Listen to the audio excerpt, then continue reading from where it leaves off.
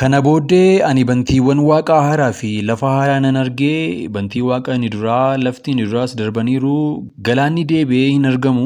Yerusaalem mandarri qulqullittiin isheen haaraan Waaqayyo biraa bantii waaqaa keessaa akka misirroo dhirsa isheetiif kuulamteetti qophooftee gad buutuu nan arge. Yommus ani sagalee guddaa tokkoon nan dhaga'ee, innis teessoo sana biraa kunoo iddoo Waaqayyo buufatu namoota gidduudha. Inni isaan bira buufachuuf jira. Isaanis saba isaa ta'uuf jiru. Waaqayyo ofii isaa isaanii wajjin jiraachuuf jira. Waaqayyo isaanis ta'uuf jira.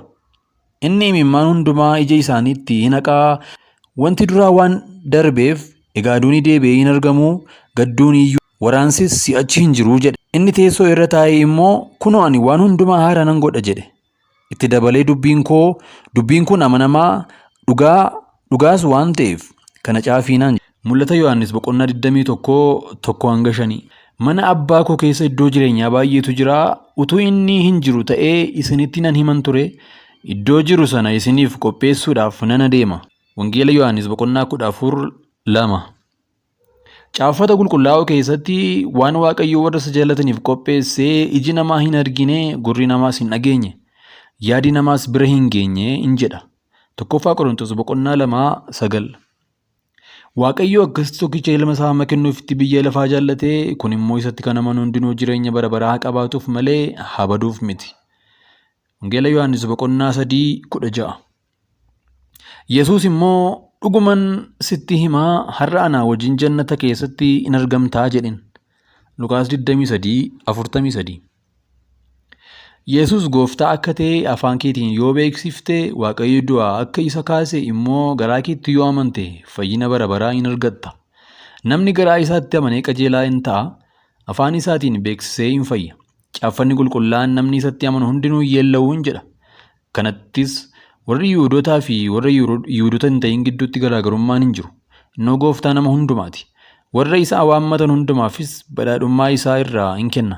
Caaffanni qulqullaa'aan namni maqaa gooftaa waammatu hundinuu in oola jedha. Roomaa boqonnaa 10:9-13. Yesuus ammoo badhaadhummaa ofii keessaniif lafa irratti iddoo bilii fi daana'oon nyaatutti, hattuunis cabsitee iddoo hattuutti walitti hin qabatinaa. Garuu badhaadhummaa ofii keessaniif Waaqa irratti iddoo biliin yookaas daana'oon hin nyaannetti, hattuunis cabsitee iddoo hin hannetti walitti qabadhaa. Garaan kee lafa badhaadhummaa kee jirutti hidhamaa jedhe. Maatiyos boqonnaa 6:19-21. Amma garuu isaan biyya isa sana irra hawwan in yaadu.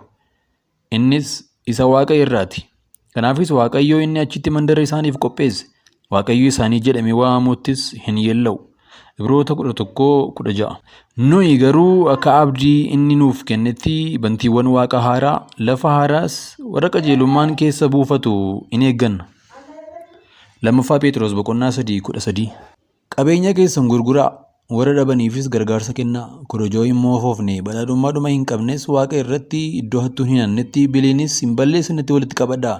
Garaan keessan lafa badhaadhummaan keessan jirutti hidhamaa jedhe. Luqaas 12:33.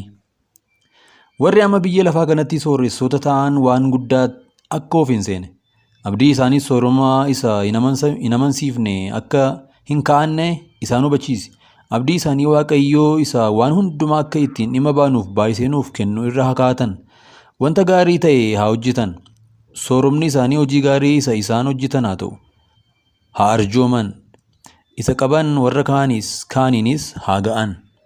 Tokkoffaa Xiimotewos boqonnaa 6:17. Nuyi mandaricha isa dhufuuf jiru in eegganna malee biyya lafaa kanaa mandara dhaabbataa hin qabnu. Ibroota 13:14. Yoo yaashamaa akkam jirtu hordoftoota keenya kabajamoo, chaanalii kanaaf haaraa yoo taatan subscribe gochuu hin dagatinaa. Viidiyoowwan isin akka qaqqabaniif mallattoo bilbilaa kanaa banaa gochuu hin dagatinaa.